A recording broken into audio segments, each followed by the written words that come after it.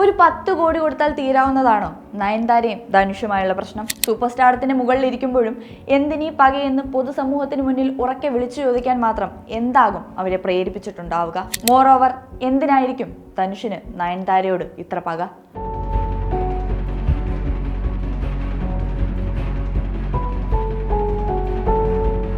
ധനുഷിനെതിരെ ഒരു open ലെറ്ററുമായി രംഗത്തെത്തിയിരിക്കുന്ന നയൻതാരയാണ് social മീഡിയയിലെ ചർച്ചകൾ മുഴുവൻ. Nayanthara beyond the fairy tale എന്ന തന്റെ നെറ്റ്ഫ്ലിക്സ് ഡോക്യുമെന്ററി കഴിഞ്ഞ 2 വർഷമായി റിലീസ് ചെയ്യാൻ കഴിയാത്തതിന്റെ കാരണക്കാരൻ ധനുഷാണെന്നാണ് ഇൻസ്റ്റഗ്രാം പോസ്റ്റിൽ നയൻതാര ആരോപിക്കുന്നത്. ലെറ്റർ പുറത്തുവിട്ടതിന് പിന്നാലെ കടുത്ത സൈബർ ആക്രമണമാണ് നയൻതാരയ്ക്കെതിരെ നടക്കുന്നത്.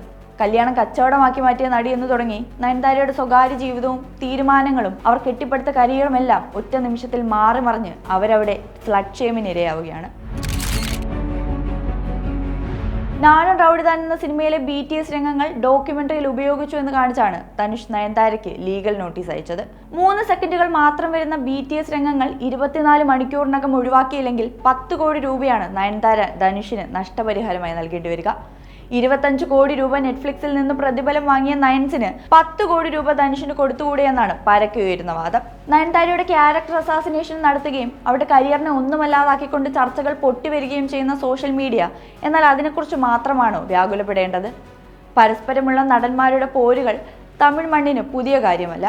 പക്ഷെ അന്നൊന്നും കാണാത്ത തരത്തിൽ എതിരെ നിൽക്കുന്ന ഒരു സ്ത്രീയാകുമ്പോൾ സോഷ്യൽ മീഡിയ പോരിനെ അഡ്രസ്സ് ചെയ്യുന്നത് തീർത്തും പ്രോബ്ലമാറ്റിക് ആയ തരത്തിലാണ്. ചർച്ചകളിലും പോസ്റ്റുകളിലും പൊങ്ങി വരുന്നത് അവരുടെ സ്വകാര്യ ജീവിതമാണ്. ചർച്ചയുടെ ആവശ്യം പോലും ഇല്ലാത്ത ബഹുമാനിക്കപ്പെടേണ്ട അവരുടെ സ്വകാര്യതയാണ്.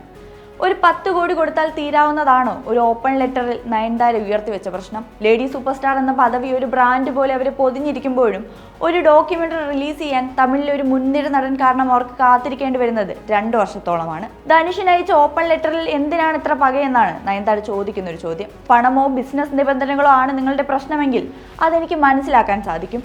എന്നാൽ താങ്കൾ വ്യക്തിവൈരാഗ്യം തീർക്കാനാണ് ഈ അവസരത്തെ ഉപയോഗിക്കുന്നതെന്നാണ് നയൻതാര ഉന്നയിക്കുന്നത്.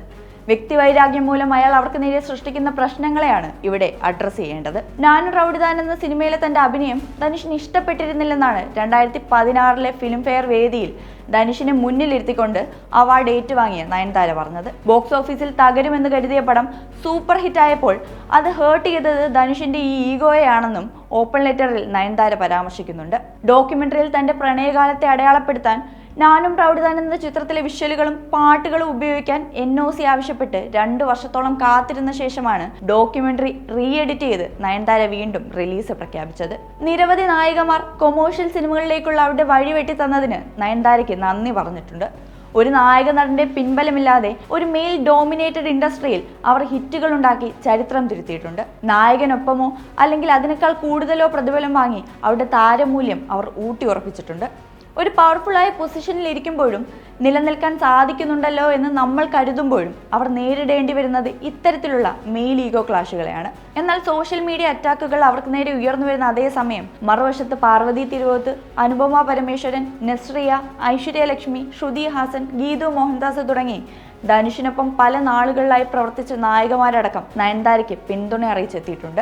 കൊമേഴ്ഷ്യൽ സിനിമകളിൽ സ്ത്രീ കഥാപാത്രങ്ങൾക്ക് വേണ്ടി പണമിറക്കാൻ മടിച്ചിരുന്ന ഒരു ആൺലോകത്തെ മാറ്റിമറിച്ച ചരിത്രമാണ് നയൻതാരയുടെ വലിയ നേട്ടങ്ങളിലൊന്ന്. അവർ ഇറങ്ങി പുറപ്പെട്ടിരിക്കുന്ന യുദ്ധം അതുകൊണ്ട് തന്നെ കേവല വ്യക്തിഗത ചർച്ചകളിലേക്ക് ചുരുക്കി ചെറുതാക്കി കാണേണ്ടതല്ലെന്നാണ് നമ്മൾ ഓരോരുത്തരും ഓർക്കേണ്ടത്.